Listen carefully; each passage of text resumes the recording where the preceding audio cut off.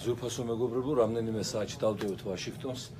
მე მეხარბება, რომ რაც შეიძლება მეტი ინფორმაცია გაგიზიაროთ აქ მიღებულ ახალ შტაბ-ჭრილებებზე, ძველ მოგონებებზეც, მაგრამ ძირითადად რა თქმა უნდა, ტრიალებთ ჩვენი ყოფის, ჩვენი პრობლემების გარშემო და შედარებაც კეთდება ჩვენს ქვეყანასთან არსებული მდგომარეობის აქ ახულის ფონზე. როგორც მოგეხსენებათ, საქართველოში 3 წამლის მაფია მოვაჭრე გვაბოქრობს, რომლებსაც მონოპოლიზირებული აქვთ ეს სფერო მთლიანად, მათ შორის ფასთა სისტემა და არც ის არის ახალი, თუ გეტყვით, რომ ის რაც საქართველოში ღირს 10 ლარი წამლის სახით, უცხოეთში შეიძლება ერთ ლარად, 2 ლარად, 3 ლარად, ну, აჩქარად იაფად ეს ფერჯერ გაგვიგია, რამე სიახლე არ არის, მაგრამ გამეორება ცოდნის დედა და ეხლა პირადად დავწმუნდებით ფაქტით უკვე თუ რა ხდება ჩვენს თავს. ეხლა მეც ხშირად ჩემ თავთან მქონია შეკითხვები, ესეთი გაბრაზებული ტონით, რომ ხო არ აჭარბებ რამეს, ძალიან კრიტიკულად ხო არ აფასებ, ზედმეტად კრიტიკულად ვითარებას და იქნებ დაინახო რაღაცა პოზიტივი, ხო ძალიან ცუდია, რომ პოზიტივს ვერ ხედავს ადამიანი თუნდაც ოპოზიციონერების გამო. მაგრამ აი როგორც იმ ანეკდოტში ახლოს რომ მივდივარ, მაინც ჩანს ის, რასაც ვარაუდობდი ჩვეულებრივ პოლიტიკურ საქმიანობასა და გამოსვლებში. ეხლა 3 წამლით მოვაჭრე მაფიოზად ყავს საქართველოში. პირველი მოცულობის კუთხით ეს გახლავთ ოქრიაშვილი, ეს არის ცნობილი ბანდიტი, რომელსაც ყველაფერთან ერთად თავის დროზე კაციც ყავს მოკრული და ახლობლები ეხოცებიან, რომ გვამი მაინც გვაჩვენა, არაფერი არ გვინდა თქვენიო. ეს არის ავერსის მფლობელი, რომელმაც ხელში ჩაიგდო არა მარტო წამლებით ვაჭრობა, არამედ ჰოსპიტალიზაცია, საავადმყოფოები, წამლების დამზადება, ანუ მონოპოლიზირებულად, კრიმინალურად ფლობს თელ სისტემას და აწესებს თამაშის თავის წესებს. მეორე გახლავთ ასეთივე ბანდიტი, ოღონდ დასავლეთ საქართველოსთან, კურტანიძე, რომელიც ეჯიბრება აი ამ სიძვირესა და სიცოცხლით ვაჭრობაში თავის კოლეგებს. და მთავარი მაფიოზა, ეხლა ისე არ თქვათ, რომ ეხლა ოპოზიციონერობა მალაპარაკებს, გახლავთ ბიძინა ივანიშვილი თავისი ფარმადეპო აფთიაქების ქსელით მოსკოვში ჰქონდა ჯერ დოქტორ სტოლეტოვი, ის გაყიდა და აქეთ გადმოიტანა ექსპერიმენტები და live is my son. Oh, thank you.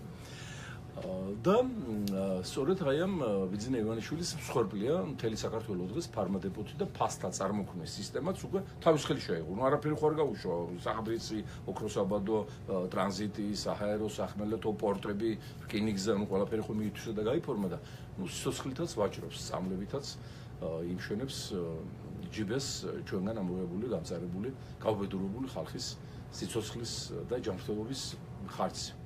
ჩვენ რა თქმა უნდა ეს მონოპოლები უნდა დავშალოთ და ხელისუფლების შეცვლა სწორედ იმიტომ არის საჩქარო და აუცილებელი, რომ მონოპოლიებმა წამლებში, საკვებ-პროდუქტებში, ნედლეულში, სურსათში, ტრანსპორტში დაამთავრონ თავისი არსებობა და ამოისუნთქოს ხალხმა ისე როგორც მას ეკადრება და როგორც მას შეეფერება და ადრე შეეფერებოდა, მაგრამ ბევრი რამ იმ ჩვენი 15 ლარიანების, იმ ჩვენი გადამეტებული საკუთარი გვამისადმი სიყვარულის, რომ აი სამსახური არ დავკარგო, არ იქა შვილი არ გამომიგდო, ის არ გამომიგდონ და შვილი არ მარტო გამოუგდეს, არამედ და ემიგრაციაში მოაქციეს აქ ევროპასა და ამერიკაში და აი ესეთები მალე თვითონაც გამოიქცევენ აქეთ თუ მოასწრეს წამოსვლა. ამის თაობაზე ჩვენ ვაფრთხილდებდით, ვეუბნებოდით, მაგრამ დარჩა ხმა გადადებლის საუდობნოსში ნაიმედი ახლა ეგრე აღარ იქნება.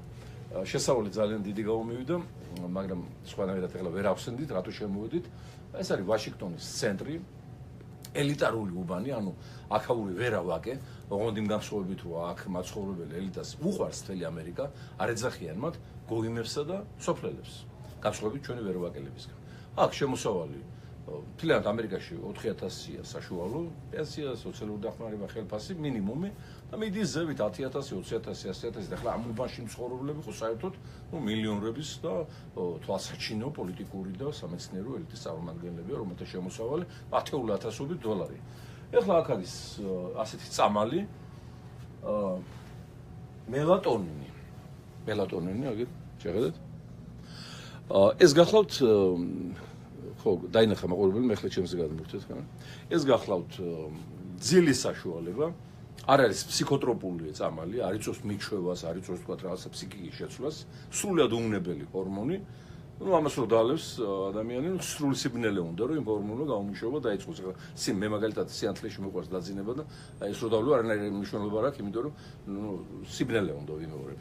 და ეხლა საქართველოში რადონის ნევროზები აქვს ხალხს სამთავრობის გადამკიდედ ეხლა არც არის ახალი რომ სოციალური ეკონომიკური კრიზისი პირდაპირ უძილობას იწვევს.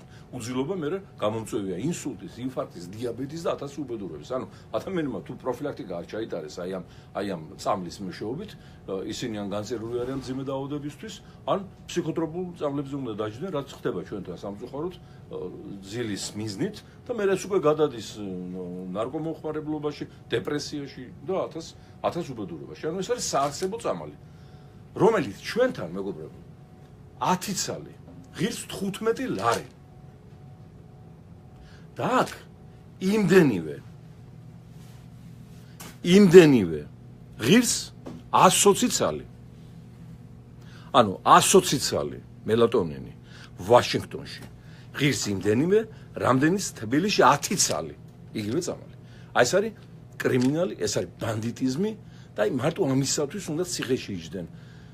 აღნიშნულ ფასთა შემოქმედნენ ივანიშვილის, ოქრიაშვილის და კურტანიძის თანადობითა და მეშვეობით.